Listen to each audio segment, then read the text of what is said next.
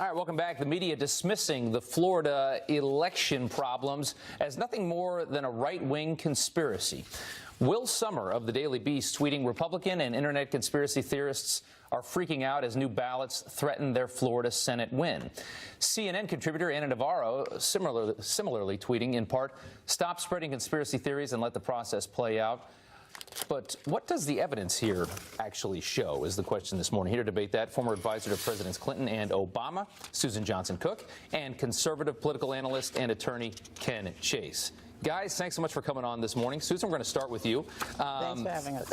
A lot of people in the media have a lot of problems with the way that I guess this is being viewed by Republicans, these issues in Florida. But the courts so far have strongly agreed with Governor Scott in his lawsuits. What do you think? Well, you know, what you see is that Governor Scott's, numbers are diminishing and it's narrowing his win. And what we're looking at in Florida is not just the senatorial race, but the gubernatorial race as well. Yeah. We've been here before in Florida. And so something is definitely wrong. And so because, Scott's numbers are narrowing and his win is narrowing, now the right is squeaking and yelling and having all kinds of lawsuits. I think that demands why we have another recount so that we come within the reality of the right margin. Ken, yeah, you look at the governor race and or the Senate race with Governor Scott, 58,000 down to 13,000 at this point. That's extremely tight in a Florida that big, in a state that big. Well, sure it is, and nobody expected anything otherwise. All votes need to be counted, and the votes need to be counted pursuant to the law. What the circuit court judge, the chief circuit court judge of Palm Beach County held is that there needs to be compliance with Florida statute 101.5614. And that is Florida's Election Reform Act. And that statute requires a very specific thing.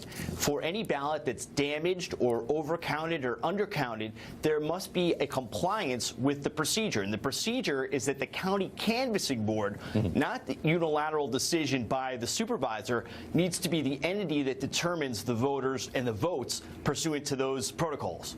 Susan, what do you make of the Brenda Snipes situation in Broward County, one of the biggest counties there, 700,000 votes? Yeah, I used to live in Broward County. Yeah. I mean, I don't know all the particulars, and that's why a recount is so important.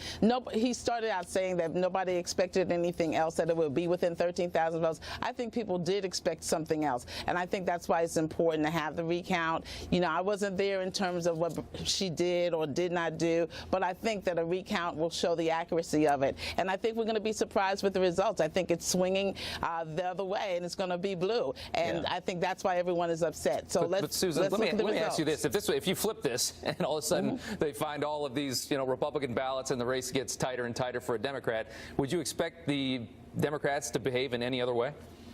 Well, you know what? I don't know if we flipped it. I just know that we've been here before with Florida, and so there's a problem. There's a problem on both sides. It's not just senatorial, it's gubernatorial. And I think we're going to be surprised that it's going to go blue both ways, and so let's see what happens. Yeah, Ken, do you think this is a scandal?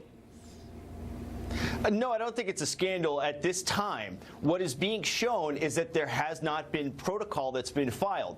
And in Broward, Governor Scott's campaign also filed a lawsuit, and relief was granted by the judge. The lawsuit that was filed in Broward was pursuant to the Florida Constitution, Article 19, which requires transparency. We haven't had the transparency. We have 2 counties out of 67 counties where there have been problems. And the problems have been with lack of transparency and lack of following protocol.